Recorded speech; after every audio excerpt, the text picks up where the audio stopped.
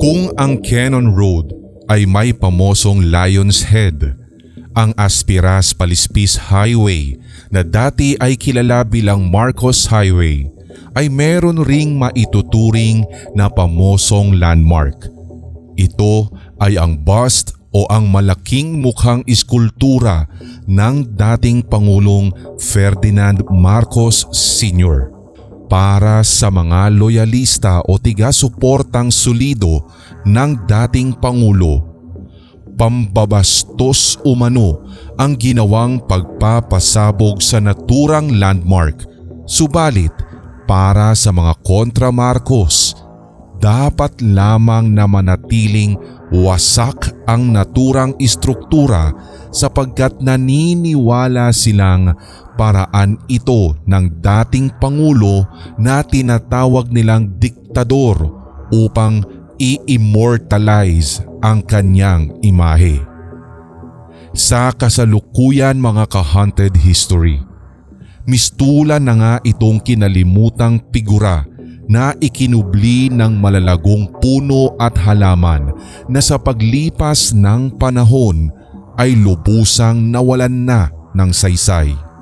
Maaaring maging hati ang inyong magiging opinyon kaugnay rito, subalit sa episode na ito, nais lamang naming puntuhin kung bakit nagkaganito ang isa sa mga tinitingalang landmark sa tuwing napapadaan ka ng Marcos Highway noong dekada 80 hanggang 90. Marapat na panooring maigi hanggang sa dulo ng videong ito.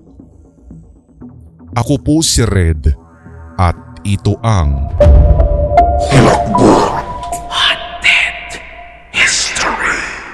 Sa pagsasaliksik ng Team Haunted History, aming napag-alaman na nagsimula ang konstruksyon ng bust sa taong 1978 sa pangunguna ng Philippine Tourism Authority. Ang naturang bust ay magsisilbi sanang centerpiece sa planong 300-hectare na Marcos Park na kabibilangan pa ng mga istrukturang katulad ng hotel, convention center, sports club at ng malawak na golf course. Pasadyang inilagay sa sentro ng kabundukang nasa Benguet, La Union boundary ang naturang proyekto upang mas makita umano partikular na mga motoristang papaakyat ng Baguio at sinasabing halos 3 kilometro mula sa puntong iyon ay mamamataan na ang monumento sa taas ng bundok. Sa dagdag na detalye, ang tanyag na sculptor na si Anselmo B. Dayag ang siyang lumikha ng disenyo at nag-ukit nito. Matatanda ang legasiyang maituturing ni Dayag, ang Lion's Head sa Cannon Road at ang malaking Eagle of the North na matatagpuan naman sa Agoo, La Union. Ayon sa ating source, bago pa tuluyang makumpleto ni Dayag ang Marcos bust ay pumanaw ito kung kaya't humanap at nag-hire ng ibang iskultor ang naiwang pamilya ni Dayag upang matapos ang proyekto. Dagdag pa rito, ang kabuuang sukat ng Marcos bust ay maliit ng hindi hamak sa mga bust ng mga naging Pangulo ng Amerika na sina George Washington, Thomas Jefferson, Theodore Roosevelt at Abraham Lincoln. At marahil dito inihango ang ideya ng pagtatayo sa nasabing parke sa nabanggit na tourist attraction na ito sa Mount Rushmore. Subalit tuluyang hindi nakumpleto ang kabuuan ng Marcos Park Project lalo at nang mapatalsik ng tuluyan sa kanyang kinauupuan sa pamamagitan ng makasaysayang EDSA People Power si Marcos Sr. noong February 1986. Batay sa mga nakalap nating ulat ng pulisya, ang pagpapasabog gamit ang umano'y time bomb ay ang ikalawa ng pagkakataon ng pagpapasabog sa Marcos bust. Ang unang naitalang pagsabog rito ay noong taong 1989 na kung saan ang mga rebeldeng kasapi ng makakaliwang grupo ang may gawa.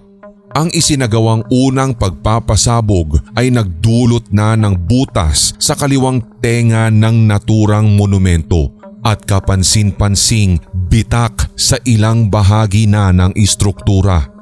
Ang paniwala ng mga otoridad, ginawa ito ng nabanggit na grupo upang tuluyang matawag ang atensyon ng pamilya Marcos. Sa huling pagpapasabog na ginawa noong December 2002, lumabas sa ulat na mga hindi nakilalang kalalakihan ang may gawa nito at isinagawa dakong madaling araw. Ang itaas na bahagi ng 79 na talampakang taas na bust ay mas nawasak na sa pagkakataong ito, kabilang na ang bahagi ng mga mata, tenga at ilong nito. Nagkalat pa umano sa buong paligid ang mga wasak na bahagi ng naturang head statue. Ang magandang balita lamang dito, wala ni isa ang nasugatan o nasaktan sa insidente. Isang lokal na residente ang siyang nag-ulat sa kapulisan, partikular sa nadinig niyang pagsabog isang madaling araw. Subalit wala naman siyang namataan na kahit sino na lumabas sa naturang site. Sa panayam ng nooy PNP spokesman na si Senior Superintendent Leopoldo Batawil, malaki ang paniniwala ng mga investigador na ang pagpapasabog ay maaaring gawa ng mga treasure hunters na matagal nang naghahagilap ng usap-usapan at maugong na di umano'y ginto na nakatago o nakabaon sa ilalim ng head statue. Sa isa pang report na nakalap ng Team Haunted History, hindi maiaalis na politically motivated ang nangyaring ito at ang mga maaaring nasa likuran nito ay walang iba kundi ang Communist New People's Army guerrillas. 2 araw matapos ang mga inisyal na investigasyon at pagpapalabas ng ulat ng otoridad, lumabas sa pamamagitan ng media ang pag-amin na ang mga communist guerrillas ang nagpasabog sa konkretong head statue ng dating Pangulo. Sa inilabas na statement ng nagpakilalang leader ng Charlie Molintas Command of the New People's Army na nag-ooperate sa mga lalawigan ng Ilocos at iba pang bahagi ng Cordillera Autonomous Region, binigyang diin ng naturang grupo na nararapat lamang umanong maalis o mawala ang Marcos bust sa kanyang kinatitirikan sapagkat maituturing umanong kasuklam-suklam ang naturang istruktura. Bukod pa rito, ito umano ang tila naging ganti rin nila sa pagpapalaya sa mga Ibaloy tribe sa kanilang 5 ektaryang lupain at sa katunayan, inamin rin ng grupo na dapat noon pang February 1986 pa ito winasak.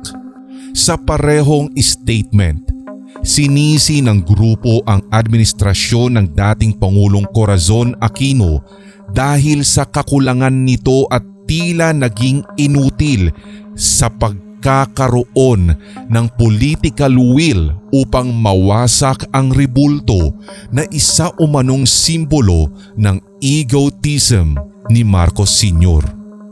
Ipinunto pa nito na initial and symbolic step of the NPA ang naganap na pagpapasabog.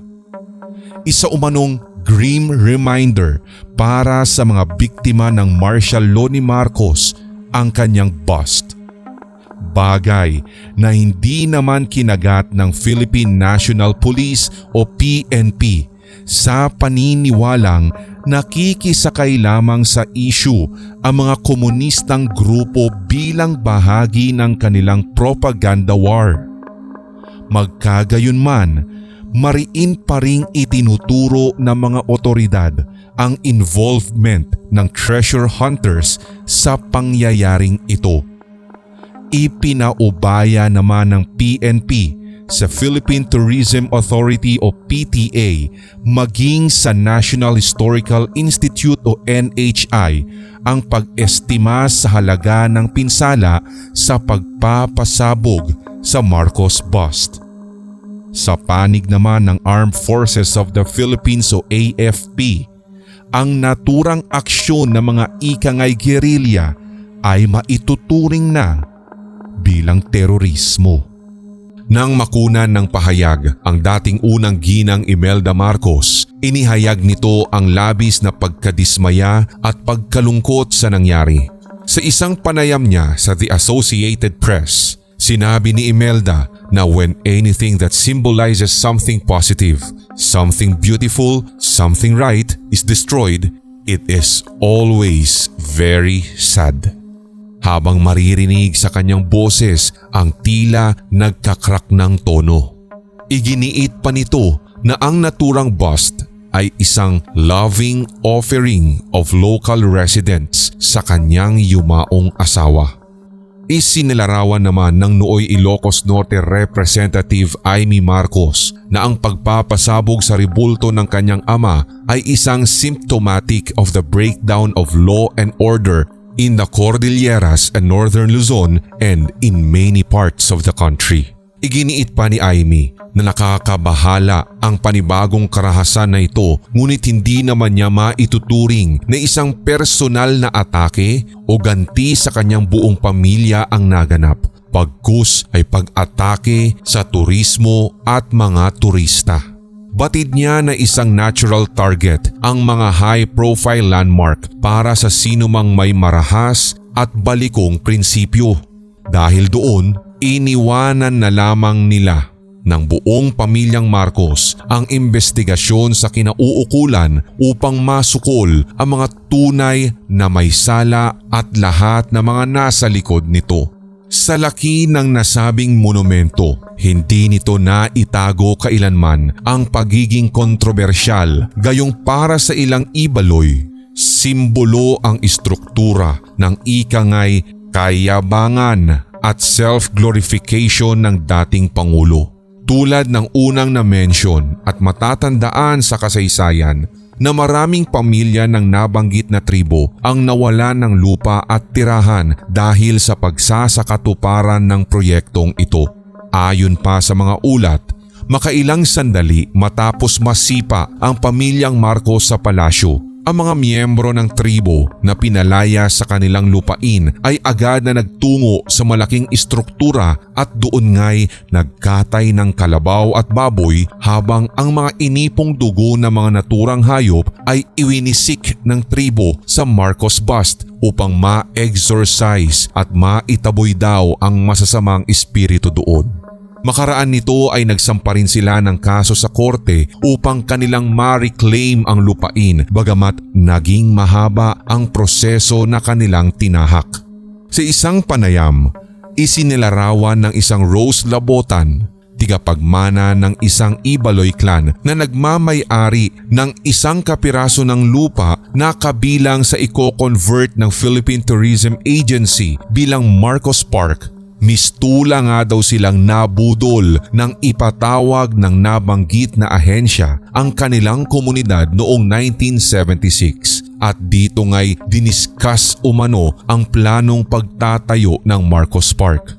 Ilan sa mga landowners umano ang nagbenta agad ng kanilang lupain para mabigyang daan ng proyekto. Subalit iginiit ni Labotan na puwersa sila ng gobyerno upang pumirma at kunin agad ang mga tseke na hindi nga nila alam kung magkano ang halaga. Ayon pa nga sa kanya, tinawag pa umano ng kanyang mga kasamahan ang mga tsekeng ibinabahagi noon sa kanila bilang small pieces of kartolina. Hanggang sa tuluyang bumuo ng grupo ang ilang bata at educated Ibaloys upang kontrahin ang planong ito sapagkat ang inilalaban nila ay kung saan nga ba sila titira at ano na lamang ang kanilang maipapamana sa mga magiging anak sa oras na matuloy na ang konstruksyon. Lumago at umani ng positibong paghimok sa mga katribo ang paglunsad ng kanilang protesta. May ilan pa nga umanong nangharang na mga barikada sa lupain na siyang naging dahilan upang ideklara namang insurgency area ang tuba ng panahong iyon. Sa kabila ng mga natanggap na banta, itinuloy pa rin ng naturang grupo ang pagharang sa napipintong proyekto hanggang sa naganap na nga ang EDSA People Power Revolution. Isa sa mga survivor ng martial law ang tumulong at nagtulak upang makabuo ng grupo na makikiusap sa nooy kaluluklok pa lamang na Pangulong Cory, at ito ay may kaugnayan sa muling pagbabalik ng mga parsela ng mga Ibaloy sa Taloy Sur. Bagamat inuohan ni Cory, nagtagal pa ang proseso hanggang sa sumapit ang taong 2001. Inihabla ng Philippine Tourism Agency o PTA ang mga Ibaloy sa Taloy Sur, subalit kinatigan naman ng korte ang mga indigenous people. Sinang-ayunan ng Korte Suprema ang desisyon ng lower court at ipinag-utos ang pagbabalik ng lupa sa mga karapat-dapat na may-ari noong 2007. Dahilan upang ang Sanay Golf Course at ang Marcos Park Project ay isa na ngayong malawak na lupang sakahan, partikular ng iba't ibang gulay. Nakamit man ng mga tribo ang matagal nang hinahagilap at tila mailap na hustisya at na-convert man nilang muli bilang matatabang lupain na sakahan ang sanay lokasyon ng hindi na natapos at naantalang proyekto. Nananatili pa rin magpasa hanggang ngayon sa lugar ang ruins o ang guho ng malaking bust ni Marcos na siya namang nagiging common setting na ngayon ng mga protesta ng ilang aktivista. Katulad na lamang ng tutulan ng mga activist groups ang pagpapalibing sa libingan ng mga bayani ng labi ni Marcos Sr. Matapos nito, dito rin nagtipon ang nasabing grupo upang ihayag din ang mariing pagtutol sa pagkandidato ni Bongbong Marcos noong 2022 bilang Pangulo. Sa kabila ng lahat ng ito, hinahangaan ng ilang supporters ng mga Marcos ang istruktura na bagamat pundasyon at ilang bahagi na lang ang nalalabi, ay sinasabing really made to last ang concrete bust. May pagkakataon nga raw ayon sa ilang residente na binakho ang istruktura, subalit wala umano itong nagawa sapagkat hindi nito ma-penetrate ang semento. May ilan ring malapit na residente sa lugar na ngayon ay nasa ibang bansa na ang naghayag ng pagnanais na kumuha ng mga nawasak na bahagi ng head statue upang gawing souvenirs. Sa karagdagang saliksik ng Team Haunted History, ikinukonsidera naman ng Tourism Office ng Tuba Benguet na i-reconstruct ang head statue ni Marcos Sr. upang gawing isa sa mga panghatak ng turismo sa lalawigan. Base sa isang panayam, kung sakaling maisa sa katuparan, hindi na umano sa dating lokasyon nito muling itatayo ang Marcos bust. Bagkus ay sa isang bahagi na ng San Pascual sa Tuba na lamang ito ilalagay sapagkat accessible daw ito sa mga dumaraan sa Marcos Highway at mas matatanaw mula sa kakalsadahan. Giit ng Municipal Tourism Office, magaganap lamang ito kung magkaroon ng kasunduan sa pagitan ng kanilang tanggapan at ng pamilyang Marcos. Ito rin ang nais ng isang Marcos loyalist at Cordilleran artist na si Gilbert Gano sa paniniwalang napapanahon na umano ang muling pagbuo sa Marcos bust. Sa isang panayam, ipinakita pa nga niya ang nililok na head statue na plano din daw niyang ibigay sa pamilya Marcos at nang mai-display sa libingan ng yumaong Pangulo.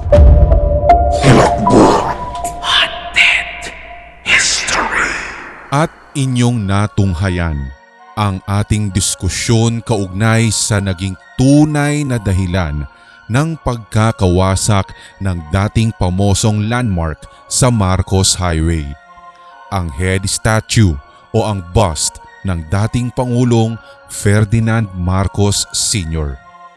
Panoorin ang mga related videos ng episode na ito. Check the video links na nakapaloob sa description o sa comment section. Kung nagustuhan mo ang episode na ito, mag-iwan lamang ng komento o suggested na mga gusto ninyo na talakayin sa mga susunod nating episodes. Pindutin ang subscribe button at ang notification bell para sa mga susunod pang Hilakbot Haunted History.